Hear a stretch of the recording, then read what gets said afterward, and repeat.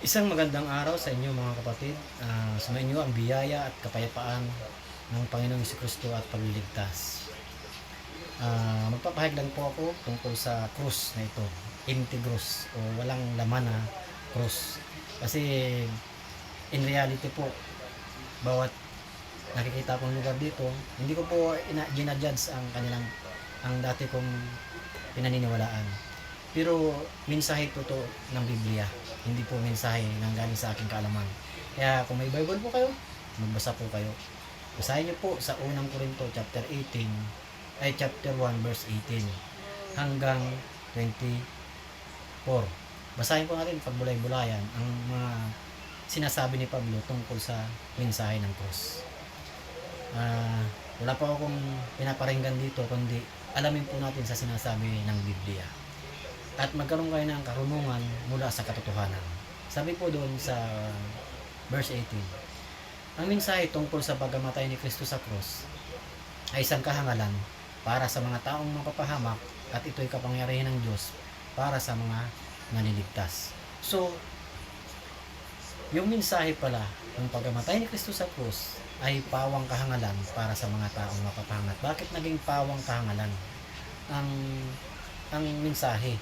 Kasi nga po, ang ginawa ng mga tao, kung pagtitingnan mo taon-taon na nagsiselebrate, may nagpapapako sa krus, may nagpapasa ng krus, hindi nila naintindihan si Kristo ang gumawa nun. Bakit kailangan nilang gawin yun?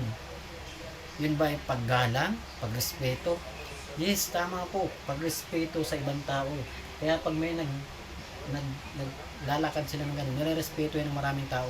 Kasi may kanya-kanya po tayong pananampalataya. Diba? May kanya-kanya tayong faith sa Diyos. Pero suriin yung mabuti kung tama ba yun. Sabi nga ni Pablo sa pangalawang Korinto 5:21, si Kristo kailanman hindi nagkasala, ngunit alang-alang sa ating mga taong makasalanan, siya itinuring na makasalanan upang sa harap ng Diyos tayo ituring na matuwid. So, bakit gusto mong dagdagan ang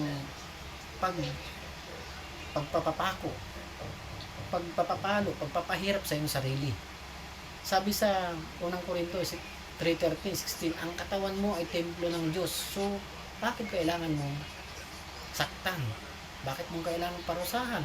Bakit mong kailangan pabugbog? Kaya, nagiging mensahe ito sa mga taong hindi nag-aaral ng salita ng Diyos.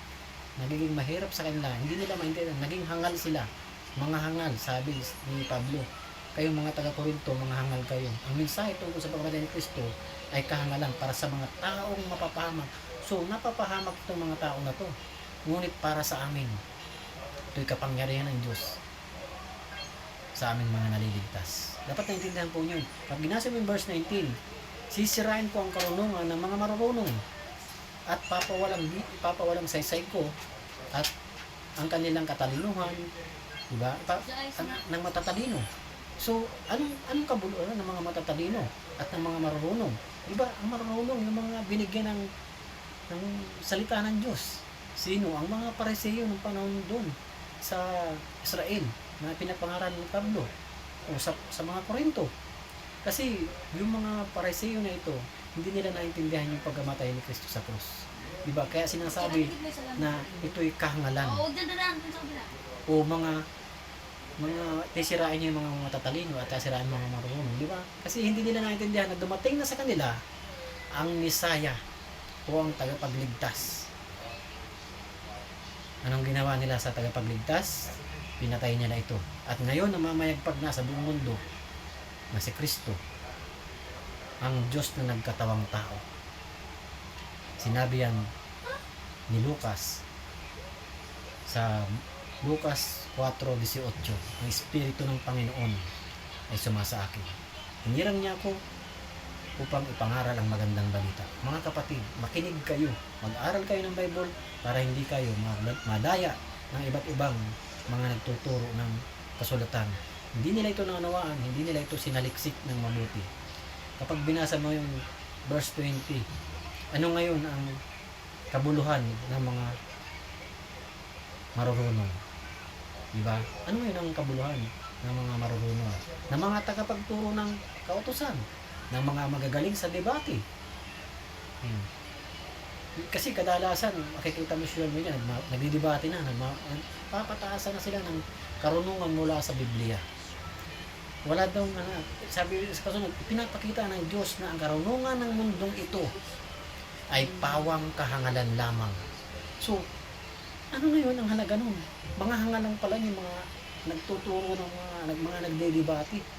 At pati yung pagkamatay ng mensahe ni Jesus sa krus, mga hangal din. Pero kami, tandaan nyo, sinaliksik namin ang salita ng Diyos at hindi namin kailangan pagmalaki ang aming sarili. Wala kami may pagmamalaki.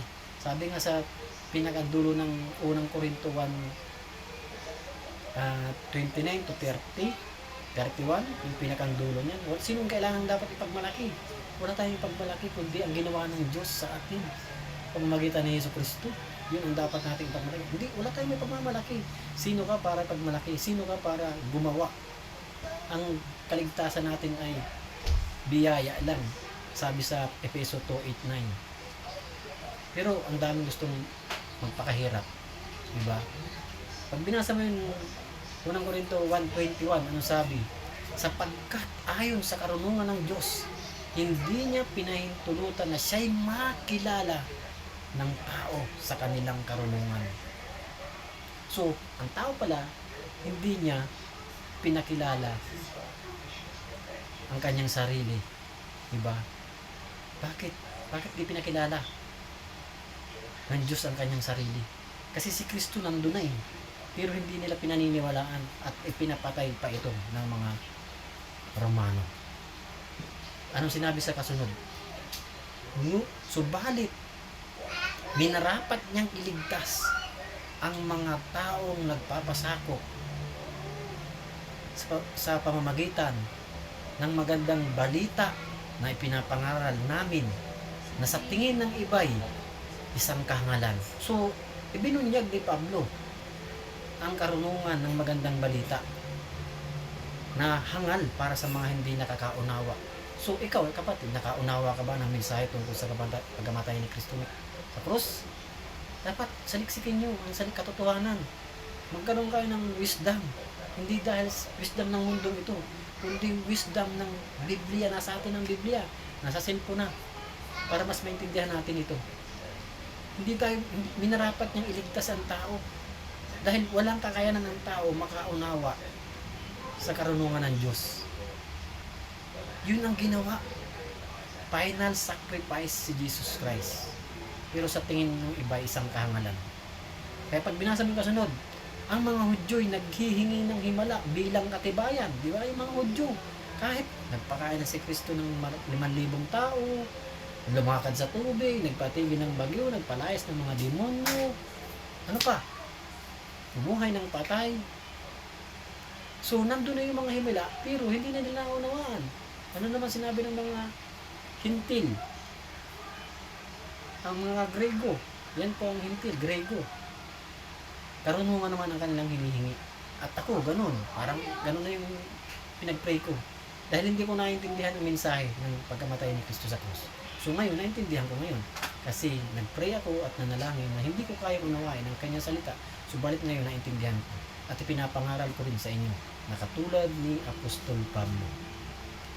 Diba? Pag binasa mo yung sunod, 23, anong sabi?